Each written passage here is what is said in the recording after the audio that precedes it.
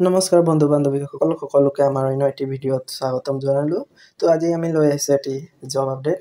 তো এই জবটো হৈছে যিসকল যুৱক যুৱতী ITI কৰি থৈছে, বিশেষকৈ সেইসকলৰ বাবে। তো বলক সেই জবটোৰ বিষয়ে আমি সবিশেষ জানি লওঁ। তো ইয়াতে জবটো হৈছে DEC3 আছামৰ তৰফৰ পৰা, অৰ্থাৎ director of employment and government training আছামৰ তৰফৰ পৰা, আৰু ইয়াৰে লাষ্ট ডেটটো হৈছে 3 অক্টোবৰলৈকে। ইয়াতে নেম অফ পোষ্ট জুনিয়ৰ ইনষ্ট্ৰাক্টৰৰ পোষ্ট আছে। তাৰপিছত ইয়াতে নম্বৰ অফ পোষ্ট অৰ্থাৎ টোটেল পোষ্ট হৈছে আপোনালোকৰ 93টা পোষ্ট। এতিয়া ট্ৰেড ৱাইজ ভেকেঞ্চিখিনি আমি চাই লওঁ, কোনটো ট্ৰেডত কিমানটা ভেকেঞ্চি আছে। তো ইয়াতে ফাৰ্ষ্টত দিয়া হৈছে ইলেক্ট্ৰিচিয়ান। ইয়াতে টোটেল ভেকেঞ্চি আছে আপোনাৰ 11টা, অৰ্থাৎ 11টা ভেকেঞ্চি আছে। ইয়াৰ পিছত নেক্সট আছে ৱায়াৰমেনৰ মাত্ৰ 6টা ভেকেঞ্চি আছে, ৱায়াৰমেনৰ 6টা। তাৰপিছত নেক্সট ৱায়াৰমেনৰ পিছত আছে ৱেল্ডাৰত 11টা পোষ্ট আছে। তাৰপিছত আছে ফিটাৰত 8টা পোষ্ট আহিছে। তাৰপিছত ইঞ্জিনিয়াৰিং ড্ৰয়িঙত 6টা পোষ্ট, তাৰপিছত আছে 6টা পোষ্ট। তাৰপিছত হ'ল কপাৰ অৰ্থাৎ computer operator and programming assistant, ইয়াতে 2টা পোষ্ট। নেক্সট ড্ৰাফ্টছমেন চিভিলত 2টা পোষ্ট, ড্ৰাফ্টছমেন মেকানিকেলত 1টা পোষ্ট, ড্ৰেছ মেকিঙত 3টা পোষ্ট আছে। তাৰপিছত IT এণ্ড ESMত 2টা পোষ্ট, মেচিনিষ্টত 3টা পোষ্ট।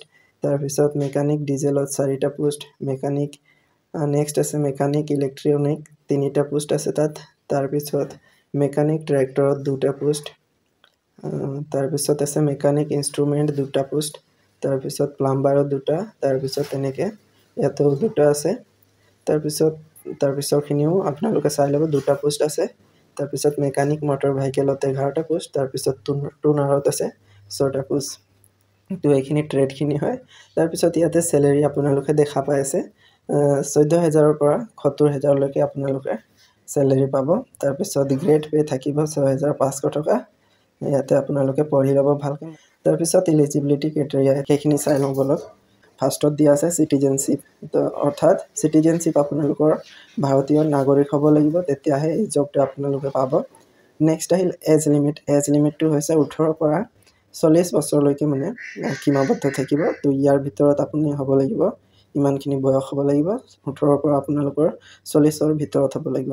এজ ৰিলেক্সনটো ইয়াতে কেটেগৰী ৱাইজ দিয়া আছে, SCৰ 5 বছৰ, STৰ 5 বছৰ, OBC MOBC 3 বছৰ, এক্স ছাৰ্ভিচমেনৰ 2 বছৰ, আৰু PWDৰ 10 ইয়াৰ্ছ অৰ্থাৎ 10 বছৰ। তাৰপিছত এডুকেশ্যনেল কোৱালিফিকেশ্যনটো চাওঁ, অৰ্থাৎ শিক্ষাগত অৰ্হতা। ইয়াতে ফাৰ্ষ্ট দিয়া আছে আপোনালোকৰ HSLC পাছ হ'ব লাগিব। Next pass national apprenticeship certificate or national trade certificate in appropriate trade. তাৰপিছত নেক্সট দিয়া আছে 1 year industrial teaching and experience desirable. তো নেক্সট আপোনালোকৰ লাগিব 1 বছৰৰ এক্সপিৰিয়েঞ্চ। নেক্সট আহিছে এমপ্লয়মেণ্ট এক্সচেঞ্জ ৰেজিষ্ট্ৰেশ্যন, ইয়াতে আপোনাৰ এটা valid employment exchange registration card লাগিব। নেক্সট এপ্লিকেশ্যন ফিজটো ইয়াতে কোৱা হৈছে যে candidate are not required to pay any application fee for submission of their online application. ইয়াতে অনলাইন এপ্লিকেশ্যনত কোনো ধৰণৰ ফিজ লোৱা নহ'ব, তো কোনো ধৰণৰ ফিজ দিব নালাগে।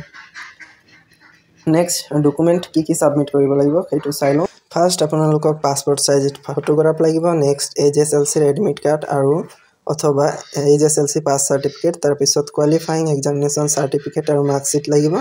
নেক্সটটো হৈছে স্কেন চিগনেচাৰ লাগিব। তাৰপিছত এমপ্লয়মেণ্ট এক্সচেঞ্জ ৰেজিষ্ট্ৰেশ্যন চাৰ্টিফিকেট, তাৰপিছত কাষ্ট চাৰ্টিফিকেট লাগিব। তাৰপিছত 7 নম্বৰত লাগিব আপোনালোকৰ application of small family norms in direct requirement. তাৰপিছত 8 নম্বৰত যদি আপুনি personal with disability PWD certificate যদি শাৰীৰিকভাৱে অক্ষম, তেন্তে সেইটো চাৰ্টিফিকেট দিব লাগিব যদি আছে। আৰু 9 নম্বৰটো হৈছে কপি অফ পাৰ্চনেল ID, অৰ্থাৎ আপুনি আধাৰ কাৰ্ড, ভোটাৰ ID বা ড্ৰাইভিং লাইচেঞ্চ বা বেংক পাছবুকৰ ফাৰ্ষ্ট পেজটো দিব লাগিব। এতিয়া আহোঁ ইম্পৰ্টেণ্ট ডেটছখিনি লৈ। তো ইয়াৰে ষ্টাৰ্টিং ডেট আছিলে অনলাইন ছাবমিট কৰাৰ 2 ছেপ্টেম্বৰ, আৰু ইয়াৰ লাষ্ট ডেট অনলাইন ছাবমিশ্যনৰ 3 অক্টোবৰ। তো ইয়াৰ ভিতৰত আপোনালোকক এপ্লাই কৰিব লাগিব। তাৰপিছত ইয়াৰ এডভাৰটাইজমেণ্ট ডিটেইলটো মই লিংকটো দি দিম ডেছক্ৰিপশ্যনত, লগতে অনলাইন এপ্লিকেশ্যন ফৰ্মৰ লিংকটো দি দিম, আপোনালোকে তাৰ পৰা এপ্লাই কৰিব পাৰিব।